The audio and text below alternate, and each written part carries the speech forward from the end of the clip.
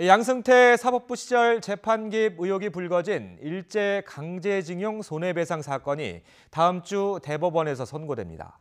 일제 강제동원 피해자들이 지난 2005년 전범 기업을 상대로 손해배상 소송을 제기한 지 13년 만인데요.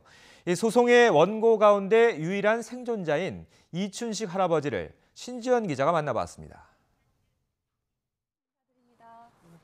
올해 97살인 이춘식 할아버지는 70여 년 전 일본 제철소로 끌려간 기억이 아직도 생생합니다.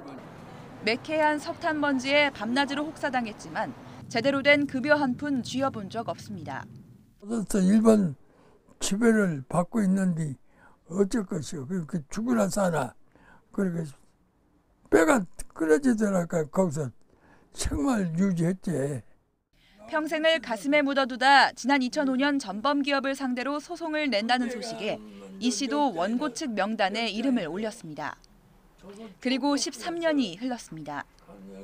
한때 법원이 1억 원의 배상 책임을 인정했지만 대법원이 확정을 미루는 사이 하나둘 세상을 떠나고 이제는 홀로 남았습니다. 계속 미뤄지는 거예요. 이게 판사가 어떤 이유로 이렇게 해서 그래서 아버님은 답답하시잖아요. 그래서 이것 가지고 힘들어하셨어요. 그런데 최근 사법농단 의혹에 대한 검찰 수사 이후 재판이 늦어진 이유가 하나씩 드러났습니다. 당시 박근혜 정부와 양승태 사법부가 강제징용 재판에 개입한 정황이 포착된 겁니다. 1965년 박정희 정권 당시 체결된 한일 청구권 협정에 따라 우리 국민이 청구권을 주장하기 어렵다는 일본 측 주장을 재판에 반영하려던 겁니다.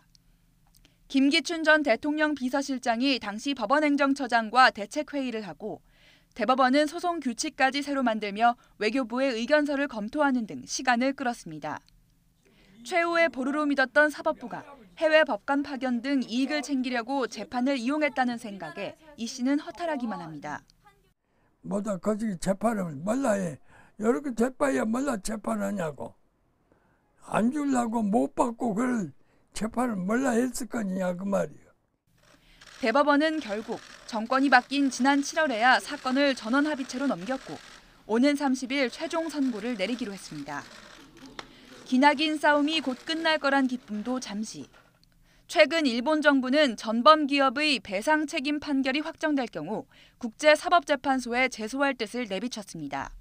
마치 일본 정부가 대법원이 어떠한 판결을 내리면 그것이 마치 외교적 분쟁을 촉발하는 것처럼 발표를 하는 것은 적절하지 않다고 봅니다. 강제징용 재판에 쏟은 세월은 어떻게 보상받을지 막막하기만 한 가운데 이번 대법원 선고라도 상식에 맞는 정당한 결론이 나길 기대하고 있습니다. 정당 판결문을 가지고 판결 받았는데 대한민국에서 이걸 가부로 결정해 줘 버려야지. YTN 신지원입니다.